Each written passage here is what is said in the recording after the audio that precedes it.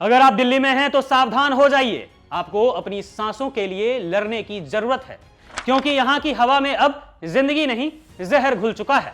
यह एक डरावनी सच्चाई है जिसकी गूंज अब अखिल भारतीय आयुर्विज्ञान संस्थान यानी कि एम्स के गलियारों तक पहुंच गई है। एम्स की रिपोर्ट ने एक ऐसा खुलासा किया है जिससे दिल्ली की भ्रष्ट बीजेपी की रेखा गुप्ता की सरकार के सारे दावे हवा हो गए हैं। दोस्तों, एम्स ने जो कहा है वह राजधानी को शर्मसार कर रहा है। दिल्ली में हेल्थ इमरजेंसी की स्थिति है। डॉक्टरों ने साफ चेतावनी दी है कि यह प्रदूषण अब सिर्फ बीमारों को ही नहीं बल्कि स्वस्थ लोगों के फेफड़ों को भी छलनी कर रहा है।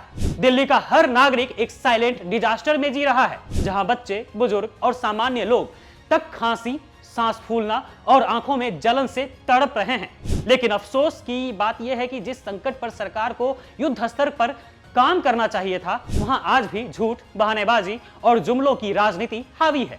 आज हर दिल्लीवासी यह सवाल पूछ रहा है, आखिर हमारी सांसों से यह खिलवाड़ कब तक चलेगा? दोस्तों, दिल्ली का AQI यानी कि एयर क्वालिटी इंडेक्स आज सिर्फ एक आंकड़ा नहीं है, यह दिल्ली वालों का दर्द है, उनकी चीख है।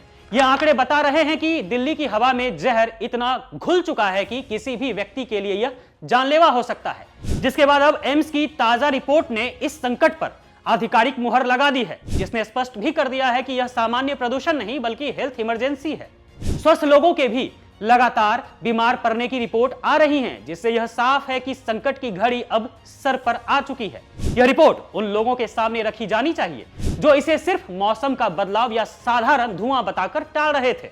हम सबको याद है, दिवाली 2025 के बाद से ही रेखा गुप्ता बड़े बड़े दावे कर रही थी। वो लगातार कह रही थी कि दिल्ली में प्रदूषण कहां है। लेकिन आज जब दिल्ली गैस चैम्बर बन चुकी है तो उनका यह बयान दिल्ली वालों के जख्मों पर नमक जैसा है। प्रदूषण नियंत्रण के नाम पर आखिरी उम्मीद क्लाउड सीडिंग यानी कि कृत्रिम बारिश का बहाना भी दिया गया। बड़े बड़े वादे किए गए, तारीखें दी गई, लेकिन कृत्रिम बारिश कहां हुई ही नहीं। ऊपर से 1.5 करोड़ किसके जेब में गई ये किसी को पता ही नहीं है। खैर, दिल्ली को एक और खोखले वादे के सहारे छोड़ दिया गया है। यह सिर्फ एक सरकारी असफलता नहीं है बल्कि लगातार दिल्ली वालों के साथ धोखा है। एक तरफ लोग खांसी, आंखों में जलन और फेफड़ों के संक्रमण से जूझ रहे हैं और दूसरी तरफ रेखा गुप्ता की सरकार सिर्फ बहाने, वादे और जुमलों की राजनीति कर रही है। प्रदूषण के नाम पर नारा लगाकर सत्ता में आई बीजेपी के लिए कुर्सी मिलने के बाद जनता की सांसें अब कोई मुद्दा नहीं है। सत्ता और चुनाव की राजनीति में डूबे नेताओं के लिए प्रदूषण पर बात करना अब जरूरी कहां है? आज दिल्ली का हर नागरिक जानना चाहता है कि आखिर यह झूठ की राजनीति कब तक चलेगी।